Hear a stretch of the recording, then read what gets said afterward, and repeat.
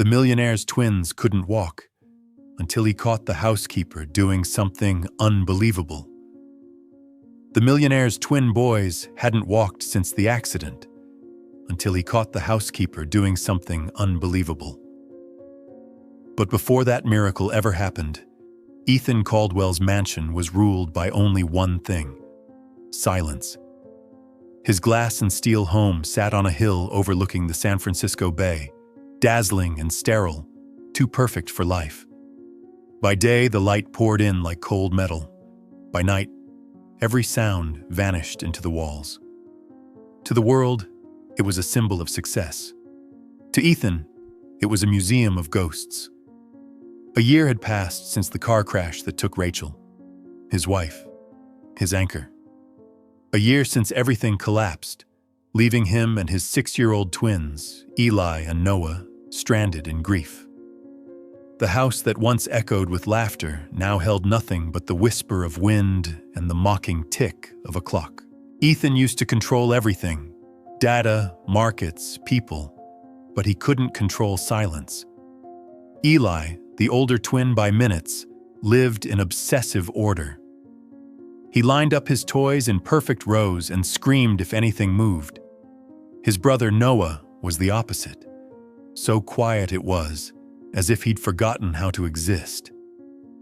He'd sit by the window for hours, eyes fixed on nothing, as if his soul had drifted somewhere far away.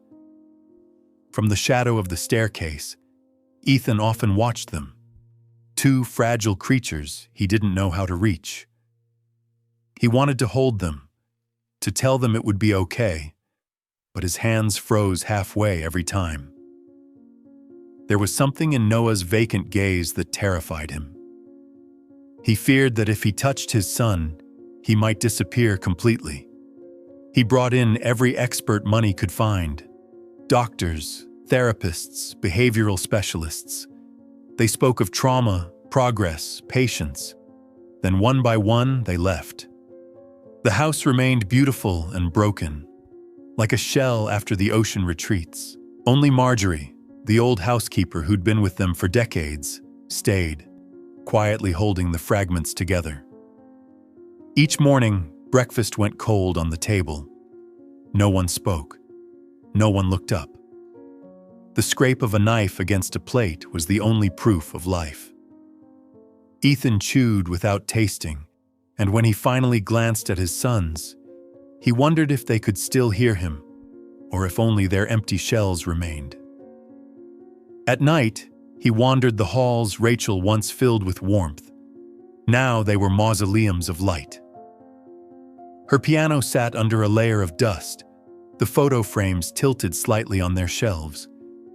He remembered how she used to sing while playing for the boys, her voice soft as tidewater.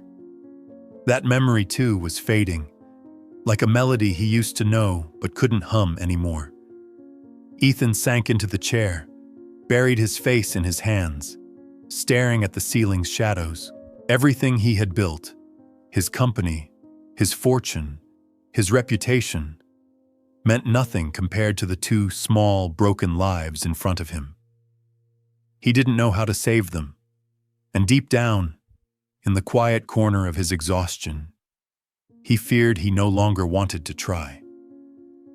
That night, as the wind slipped through the curtains, brushing cold air across his face, he whispered into the emptiness, his voice cracking, "Rachel, I've lost them, haven't I?" No answer came. Only the wind, hollow and distant, drifting through the halls like the house itself was grieving with him. That night, after the wind had howled through the halls and his whispered words, "I've lost them, haven't I?" faded into the dark, Ethan sat for hours without moving. The pale glow from his phone lit his tired face, tracing the lines of a man who'd already run out of tears. The next morning, Marjorie poured him coffee as always. She didn't speak.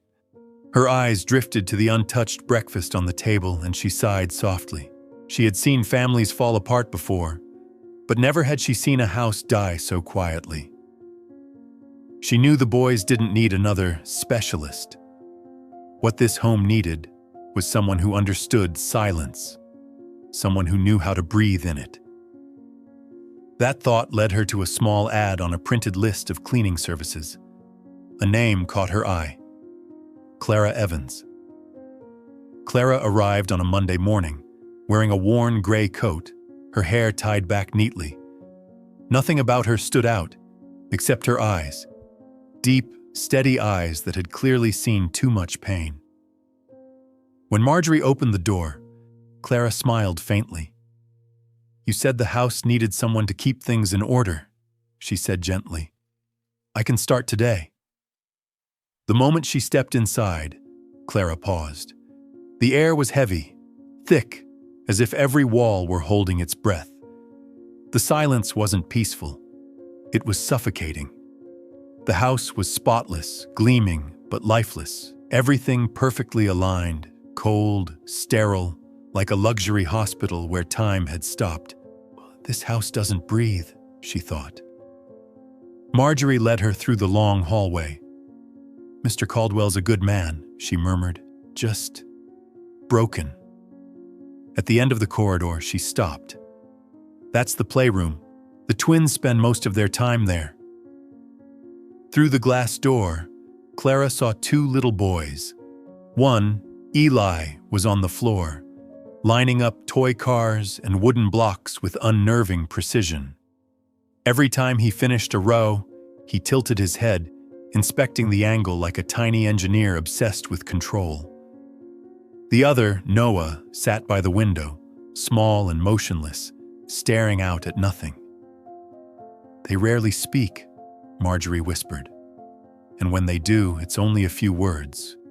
Most people don't last long here." Clara nodded. "I understand." But when she looked at the boys, something twisted inside her chest. Not fear, recognition.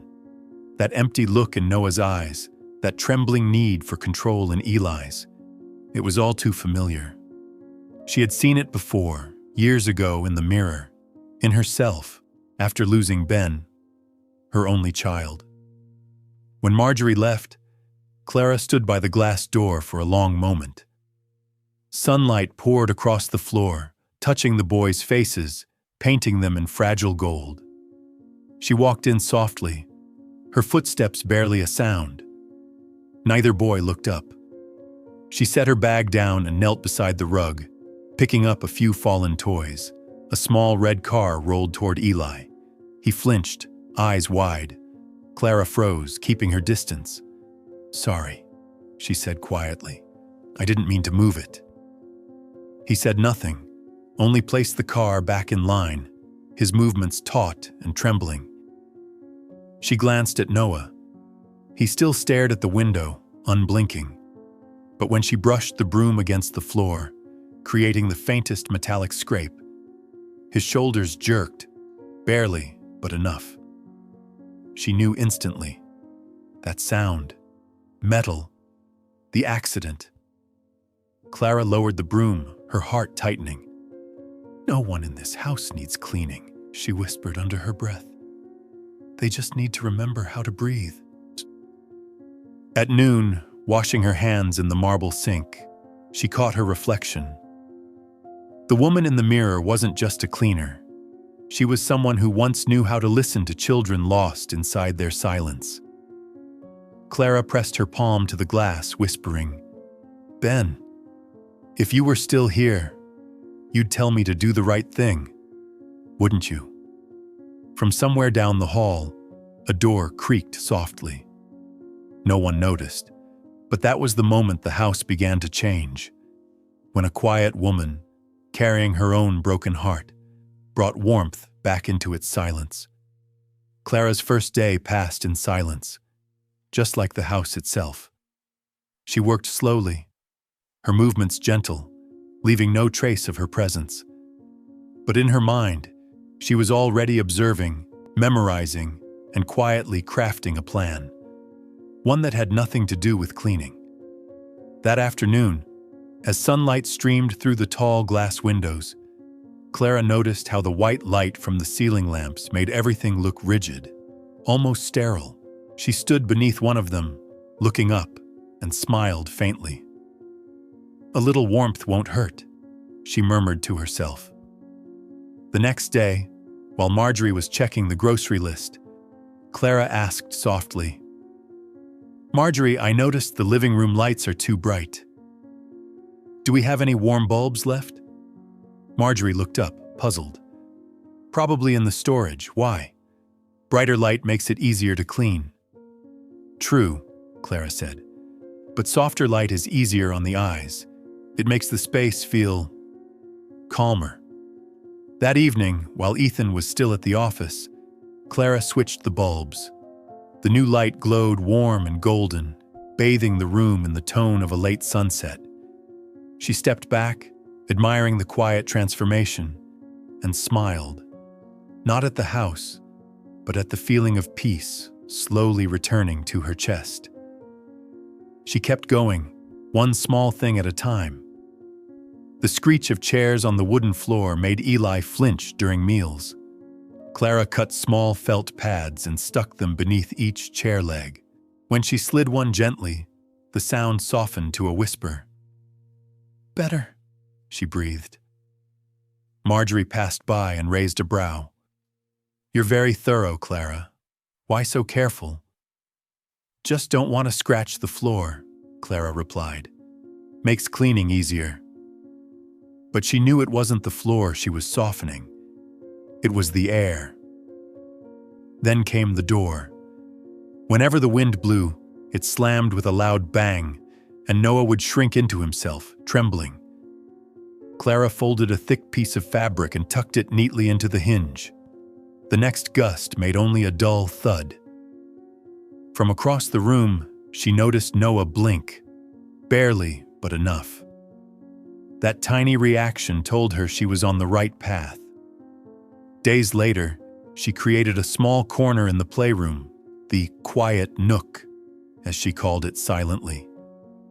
On a plush rug, she placed a few random objects she'd found around the house. A smooth river stone, a scrap of velvet, a dry pine cone, and an old feather duster. To anyone else, they were just clutter. To Clara, they were sensory anchors, soft, familiar textures that could teach a child to feel safe again. Eli kept lining up his toys, not glancing up. But when the golden light reflected off the stone, Noah turned his head toward it, his eyes following the glimmer for a few seconds before looking away. Clara smiled. He looked, she thought. That's a start. That night, over tea, Marjorie handed Clara a cup. "I don't know what you're doing," she said, "but the house feels calmer." Clara looked up, her tone humble. "I'm just trying to make work a little easier, that's all." Marjorie chuckled softly. "Easier to clean, or easier to breathe?" Clara froze for a heartbeat, then smiled faintly. Marjorie didn't ask further. She didn't need to. Later that night, after putting away her tools, Clara stood by the window overlooking the bay. City lights shimmered on the water, reflections dancing like quiet memories. Behind her, the house was still. Eli had fallen asleep, clutching his red toy car. Noah lay on his side, one small hand resting against the edge of the soft rug in the quiet nook.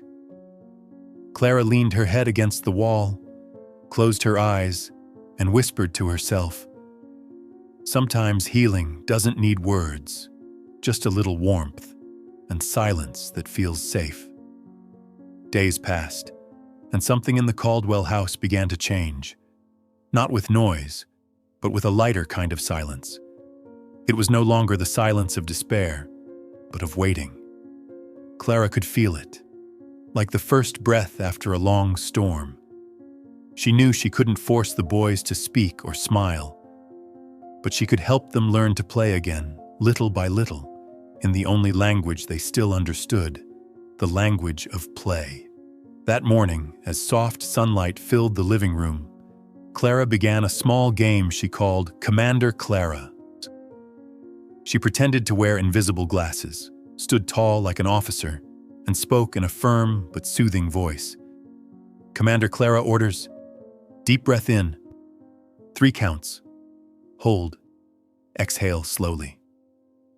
At first, Eli just stared at her, and Noah kept his head down as if deaf to the world. But Clara kept going, steady and calm, talking as if to herself. By the 3rd day, when she inhaled for the 4th time, she saw Eli still pretending to focus on his blocks, quietly puff his chest and exhale. Barely noticeable, but real. She smiled and kept counting. From then on, he followed her every morning. A few days later, she brought out colorful tape and laid it across the long marble hallway. Red, blue, and yellow lines curving like winding tracks. When Marjorie asked, "What are you doing?" Clara only replied, "A racetrack. Makes cleaning easier, doesn't it?" Marjorie laughed, shaking her head. Hours later, Clara saw Eli pushing toy cars carefully along the red stripe. Noah sat at the far end, watching. When the car stopped at his feet, he bent down, touched it, and nudged it back. It wasn't conversation, but it was connection. The next morning, Clara carried a mixing bowl into the kitchen. "Kitchen heroes, assemble. Today's mission. Hold the bowl while I pour in the flour. But heroes need to stand to use their super strength." Eli looked up, puzzled. Noah hugged his knees. Clara waited, smiling. Commander Clara counts 1, 2, 3. Eli placed his hands on the counter, trembling, then stood. His tiny legs shook, but he stayed up. Clara bit the inside of her cheek to stop her tears. "Good job, my engineer," she whispered. "Hold steady. 8, 9, 10. Noah stared, lips trembling. Then, afraid to be left behind, he pushed himself up too, just for a few seconds, before falling onto the floor with a tiny laugh. The first sound she'd heard from him in months. Clara turned away, pretending to rinse her hands to hide the tears in her eyes. "Excellent work, heroes," she said softly.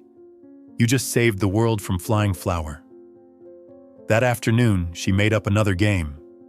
Special delivery. She placed a small cookie on a toy truck.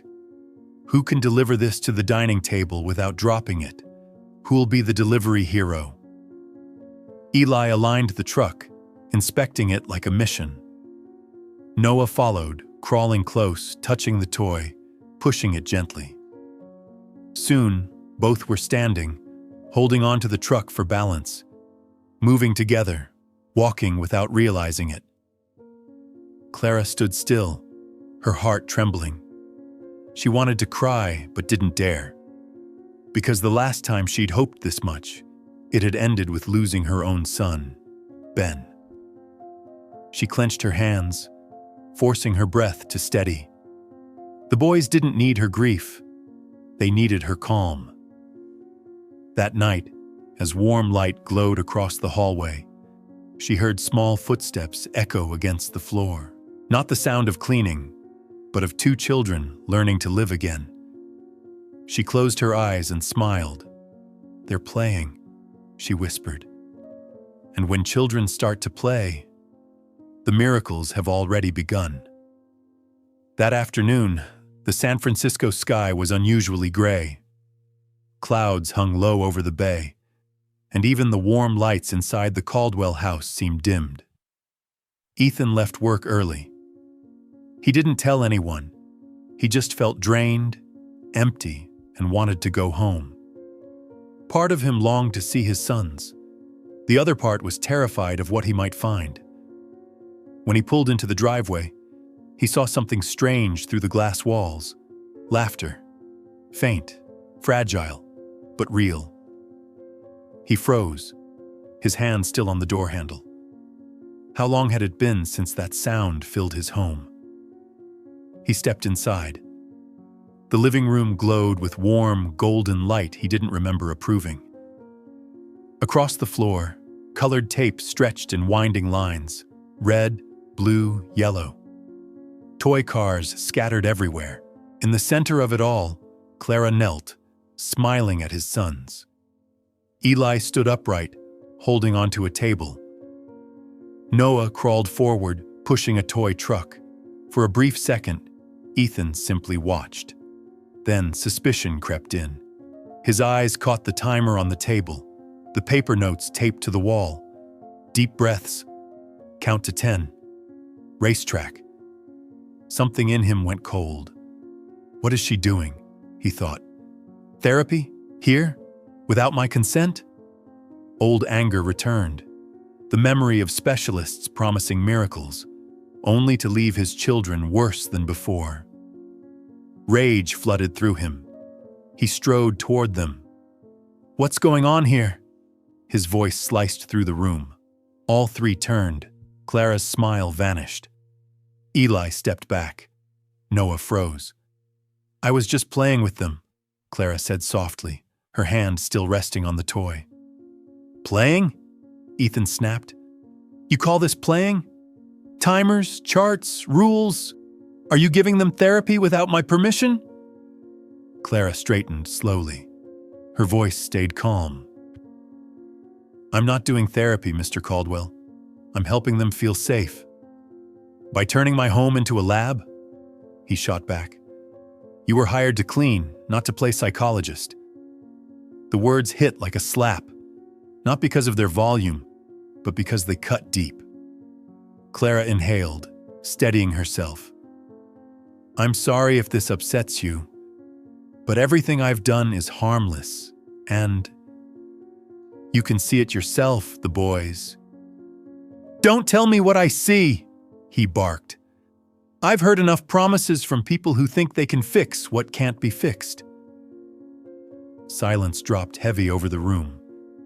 Eli stared at his father, his lips trembling.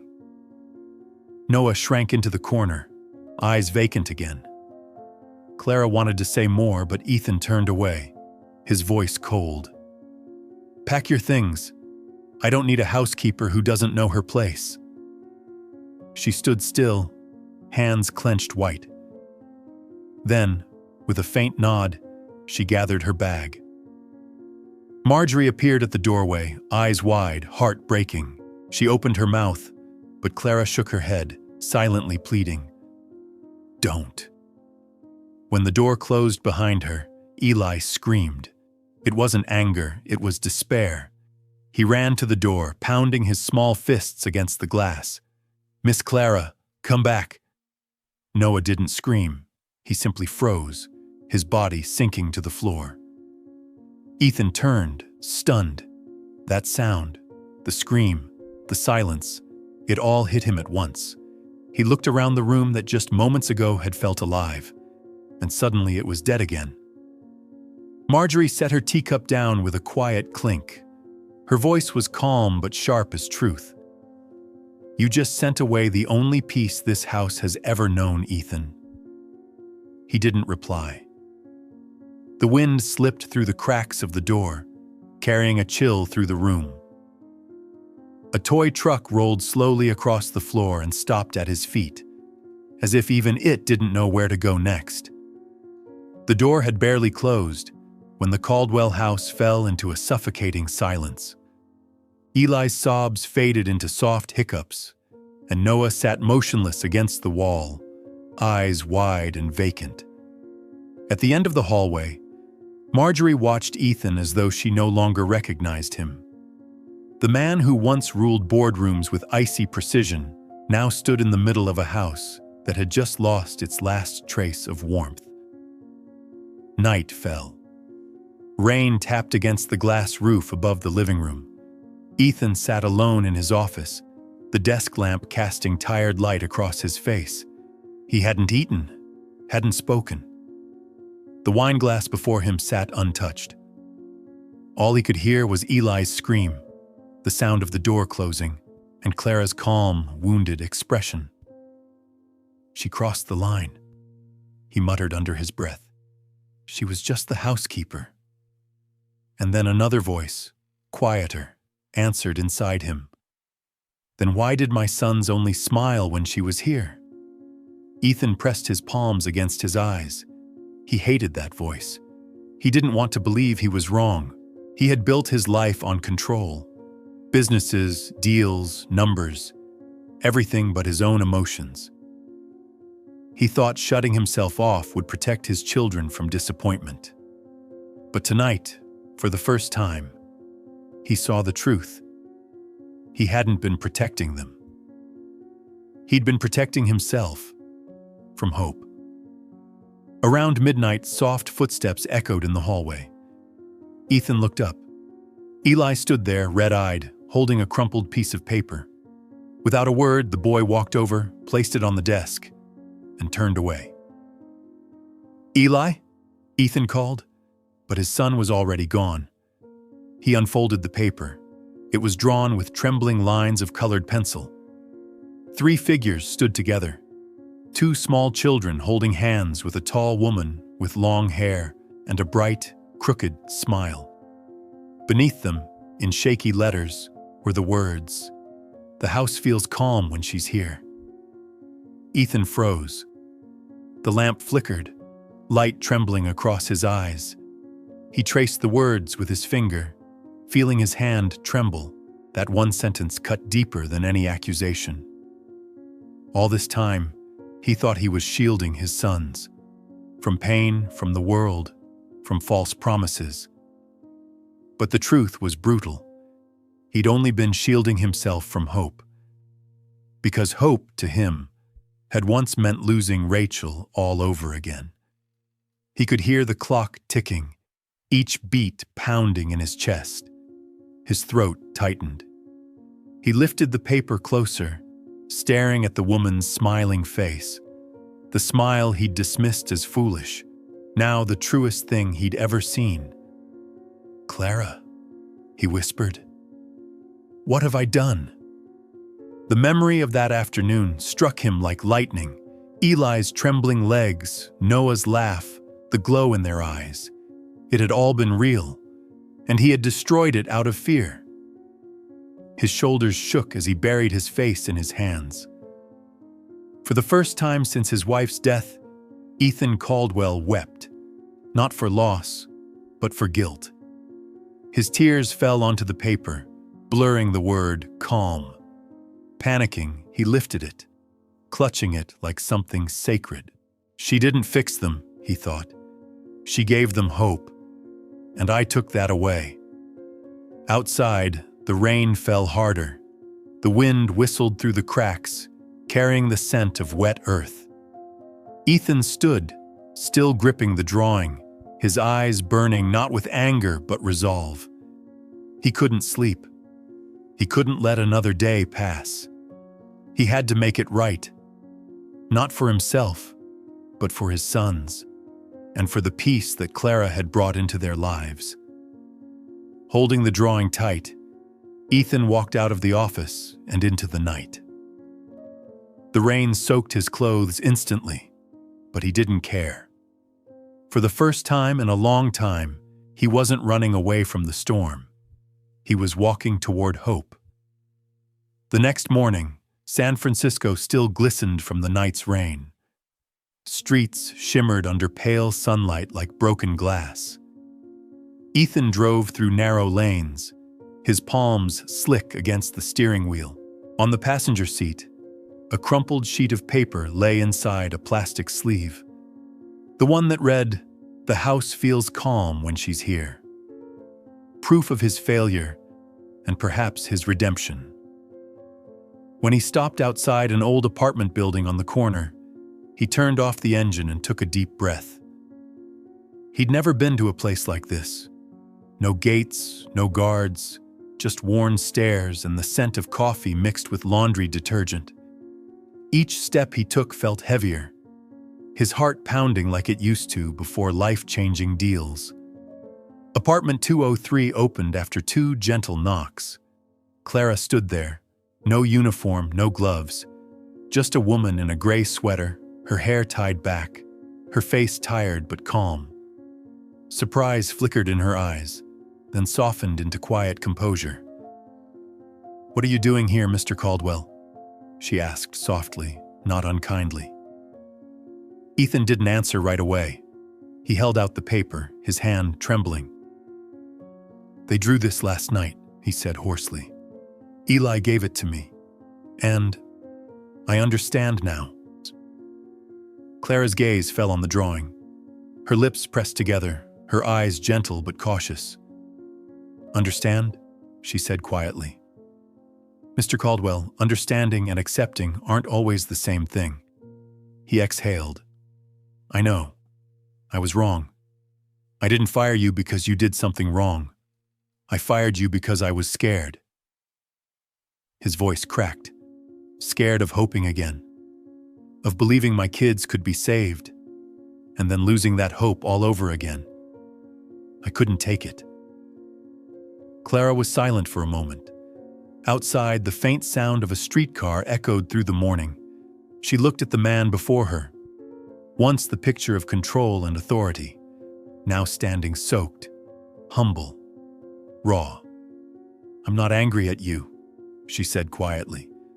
"You reacted like any broken father would. But if I come back, things must be different."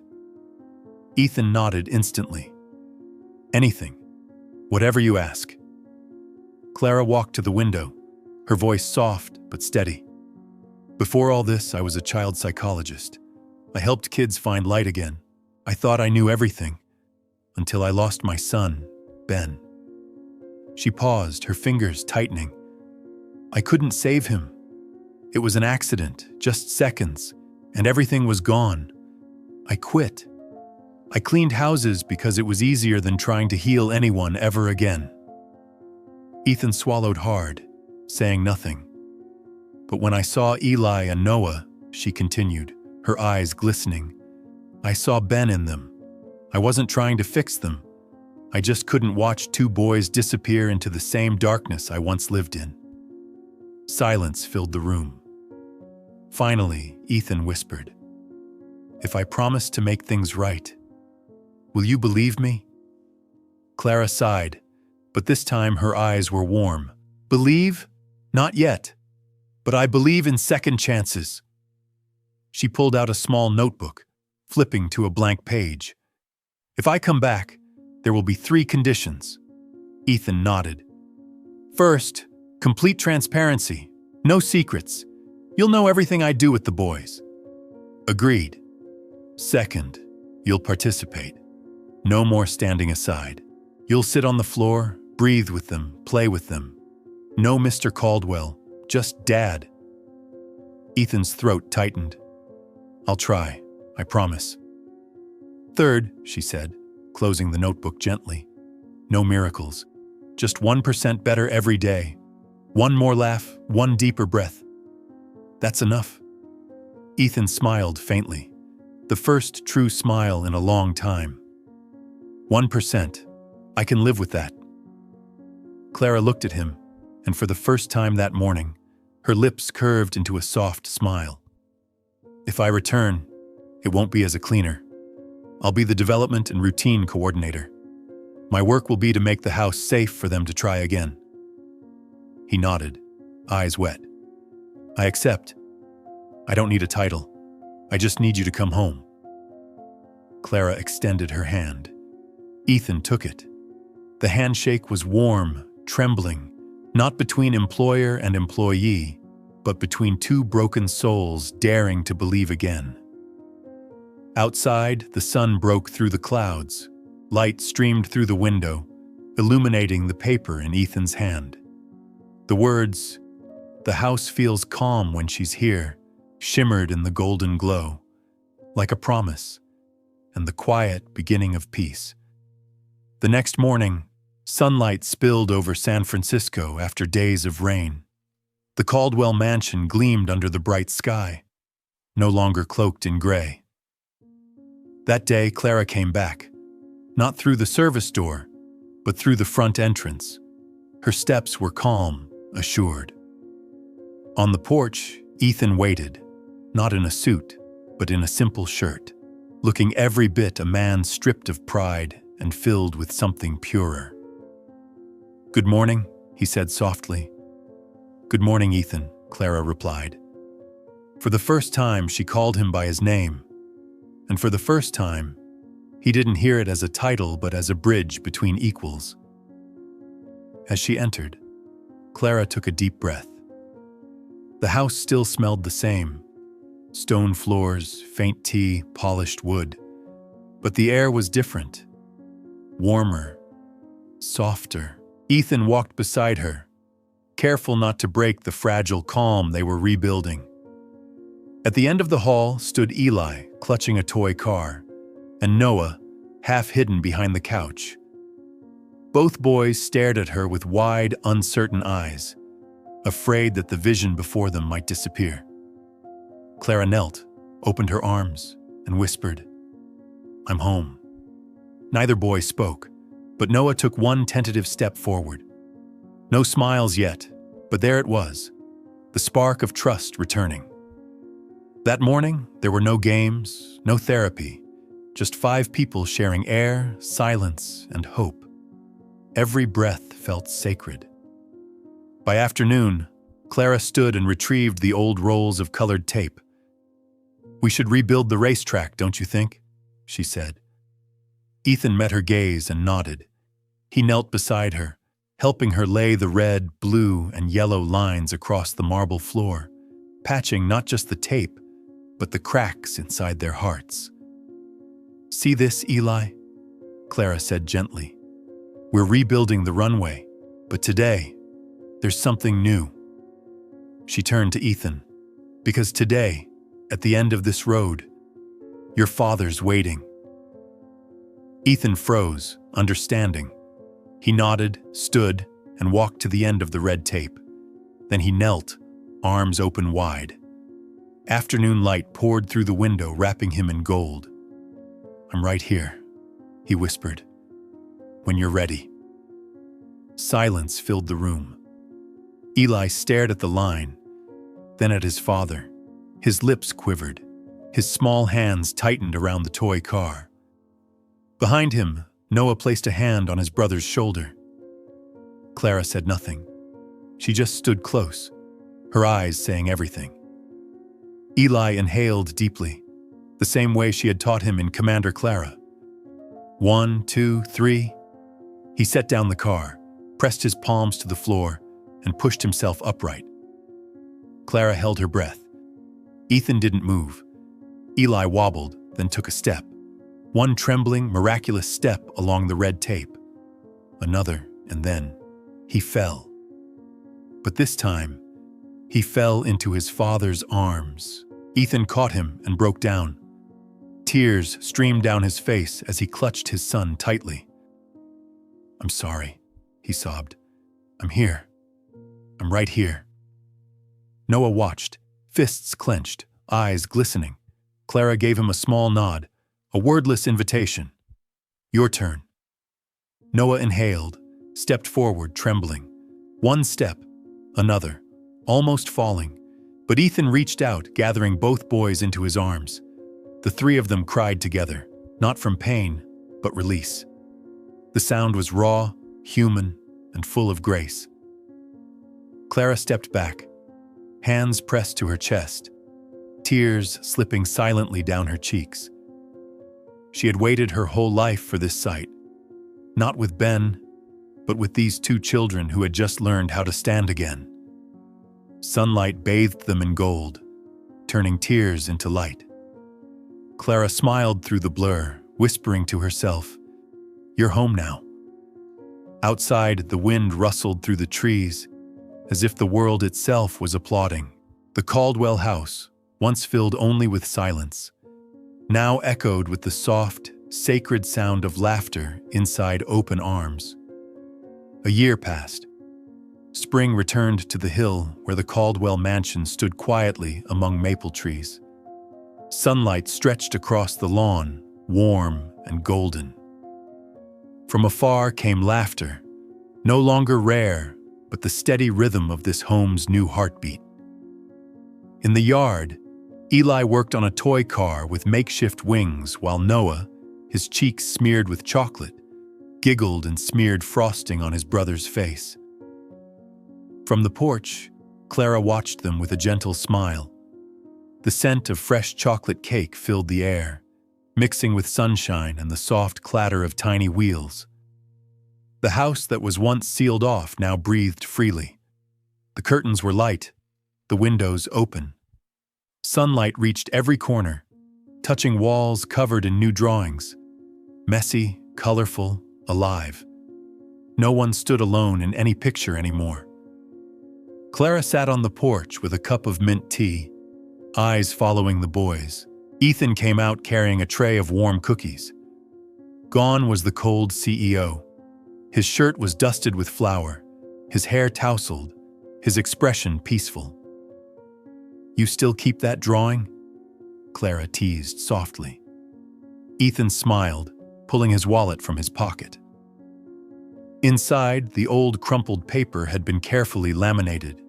Though the ink had faded, the words, "The house feels calm when she's here," were still visible. Next to it was a new photo, of the four of them. Ethan, Clara, Eli, and Noah under the maple tree, sunlight draping over their shoulders. "This one," he said, handing her the photo, "is the new version, the one we're living in." Clara held it, quiet for a long moment. "You know," she said softly, "I once thought I'd forgotten how to believe in happiness. But with them, I realized I don't need to believe. I just need to live it." Ethan looked at her, his smile small but full of warmth. No words were needed. Gratitude and quiet affection said everything. Across the yard, Eli shouted, "Dad! Miss Clara! Our car's flying!" Noah laughed. "It's really flying! Look!" The brothers raced across the grass, their toy car bouncing over stones. Their laughter rang through the air, and Ethan and Clara laughed too, softly, freely. As the sun began to set, gold light washed over the garden, over the family that wasn't bound by blood, but by healing.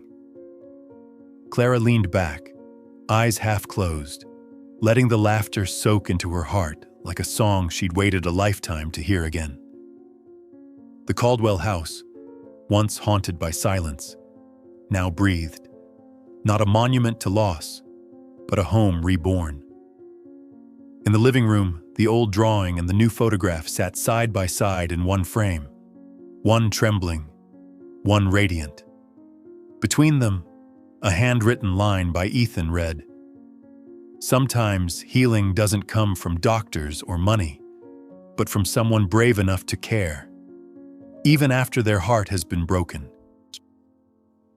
Outside, the wind whispered through the garden, and somewhere in that soft breeze, among the laughter of children and the sweetness of chocolate, perhaps Ben, the boy Clara once lost, was smiling too.